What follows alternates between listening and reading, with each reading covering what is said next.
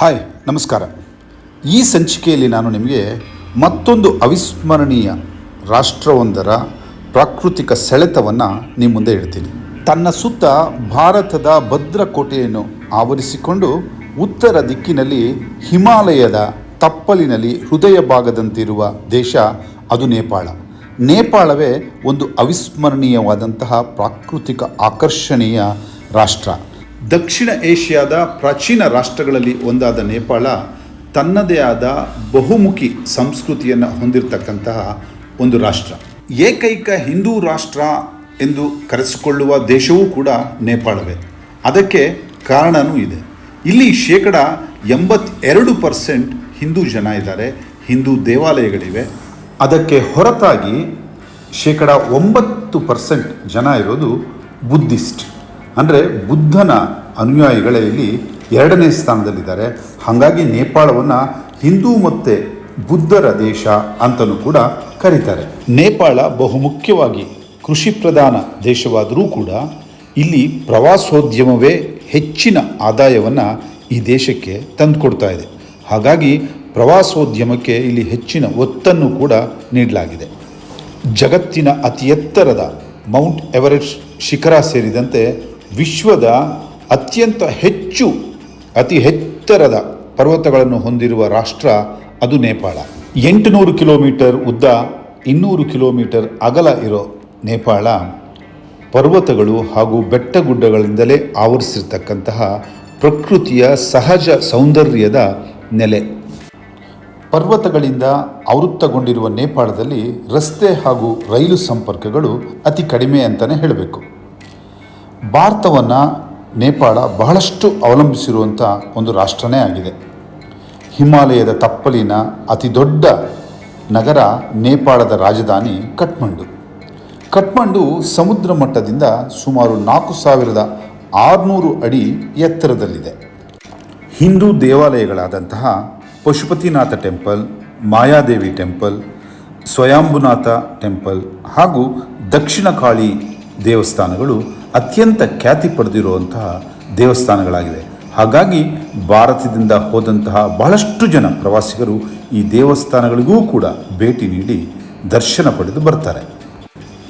ನೇಪಾಳದಲ್ಲಿನ ಮತ್ತೊಂದು ಆಕರ್ಷಣೀಯ ಆಧ್ಯಾತ್ಮಿಕ ಸ್ಥಳ ಅಂತಂದರೆ ಲುಂಬಿನಿ. ಬುದ್ಧನ ಜನ್ಮಸ್ಥಳವಾದ ಲುಂಬಿನಿಯ ಕೇಂದ್ರ ಸ್ಥಾನದಲ್ಲಿ ಈ ಆಧ್ಯಾತ್ಮಿಕ ಕೇಂದ್ರವನ್ನು ಕಟ್ಟಲಾಗಿದೆ.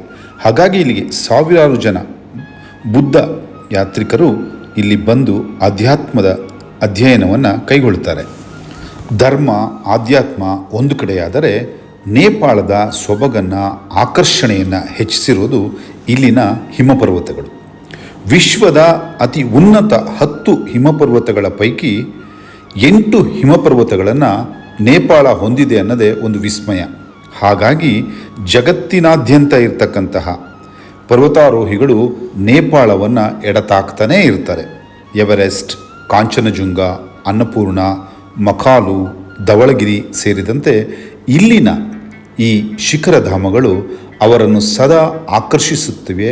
ಹಾಗೆಯೇ ದೇಶ ವಿದೇಶದ ಪ್ರವಾಸಿಗರು ಪ್ರತಿ ವರ್ಷ ನೇಪಾಳಕ್ಕೆ ಭೇಟಿ ಕೊಡೋದಂತೂ ಕಡಿಮೆನೇ ಆಗ್ತಿಲ್ಲ.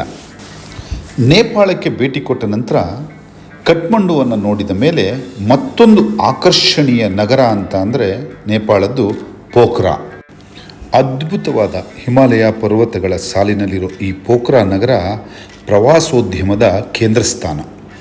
ನೇಪಾಳಕ್ಕೆ ಹೋದವರು ಪೋಖ್ರಾಗೆ ವಿಸಿಟ್ ಮಾಡಲಿಲ್ಲ ಅಂತಂದರೆ ಅದರಷ್ಟು ಅನ್ಯಾಯ ಮತ್ತೊಂದಿಲ್ಲ. ಯಾಕೆಂದರೆ ನೀವು ಪೋಖ್ರಾದಲ್ಲಿಂದನೇ ಸಾಧ್ಯ ಹಿಮಾಲಯ ಪರ್ವತವನ್ನು ಅತ್ಯಂತ ಹತ್ತಿರದಿಂದ ನೋಡಲಿಕ್ಕೆ. ಅಲ್ಲದೆ ಎವರೆಸ್ಟ್ ಕೂಡ ನಿಮಗೆ ನಿಮ್ಮ ಕಣ್ಣು ಮುಂದೆಯೇ ಬೃಹದಾಕಾರವಾಗಿ ಮೈದಾಳುತ್ತೆ. ಇದಲ್ಲದೆ ಆ ರೇಂಜ್ನಲ್ಲಿ ಬರ್ತಕ್ಕಂತಹ ಅನ್ನಪೂರ್ಣ ಶ್ರೇಣಿ ಇದೆಯಲ್ಲ, ಇವು ಹಿಮಾಲಯದ ಅತ್ಯಂತ ರೋಚಕ ಅನುಭವವನ್ನು ನೀಡುತ್ತವೆ. ಪೋಖ್ರಾದಲ್ಲಿ ನೀವು ಈ ಹಿಮಾಲಯ ಪರ್ವತಗಳನ್ನು ಟ್ರೆಕ್ಕಿಂಗ್ ಮಾಡಬಹುದು. ಮತ್ತು ಇಲ್ಲಿ ಹಲವಾರು ಈ ಹಿಮಾಲಯನ್ ಸ್ಪೋರ್ಟ್ಸ್ಗಳು ಕೂಡ ಇರ್ತವೆ. ಅವನ್ನೆಲ್ಲವನ್ನು ಎಂಜಾಯ್ ಮಾಡುವಂಥ ಸ್ಥಳ ಅಂತ ಅಂದರೆ ಅದು ಪೋಖ್ರಾ. ಹಾಗಾಗಿ ಪೋಖ್ರಾ ಯಾವಾಗಲೂ ಕೂಡ ಪ್ರವಾಸಿಗರಿಂದ ತುಂಬಿರುತ್ತೆ ಅಂತಲೇ ಹೇಳಬೇಕು. ಇಲ್ಲಿ ಉಳಿಲಿಕ್ಕೆ, ಹೋಗಲಿಕ್ಕೆ ಅನುಭವಿಸಲಿಕ್ಕೆ ಅತ್ಯಂತ ಸೂಕ್ತವಾದ ಸ್ಥಳ ಪೋಖ್ರಾ.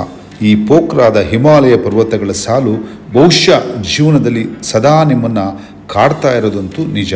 ಅಷ್ಟು ಅದ್ಭುತ ಪರ್ವತಗಳು ಈ ಪೋಖ್ರಾದಿಂದ ನಮ್ಮ ಕಣ್ಮುಂದೆ ಬೃಹದಾಕಾರವಾಗಿ ಮೈತಾಳಿ ನಿಲ್ತವೆ. ಅತಿ ಎತ್ತರದ ಹಿಮಪರ್ವತಗಳ ಸ್ವರ್ಗ ಇದು ಅನ್ನೋದಂತೂ ನಿಜ. ಹಾಗಾಗಿನೇ ಇಲ್ಲಿಗೆ ಜಗತ್ತಿನಾದ್ಯಂತ ಈ ಪರ್ವತಾರೋಹಿಗಳು ಸದಾ ನೇಪಾಳವನ್ನು ಎಡತಾಕ್ತಿರ್ತಾರೆ. ಅಷ್ಟೇ ಪ್ರಮಾಣದಲ್ಲಿ ಭಾರತೀಯ ಪ್ರವಾಸಿಗರು ಕೂಡ ನೇಪಾಳವನ್ನು ಭೇಟಿ ಮಾಡ್ತಾರೆ. ಅತ್ಯಂತ ಚಂದದ ಪುಟ್ಟ ನಾಡು ನೇಪಾಳ. ಒಮ್ಮೆ ಹೋಗಿ ಬನ್ನಿ. ನಮಸ್ಕಾರ.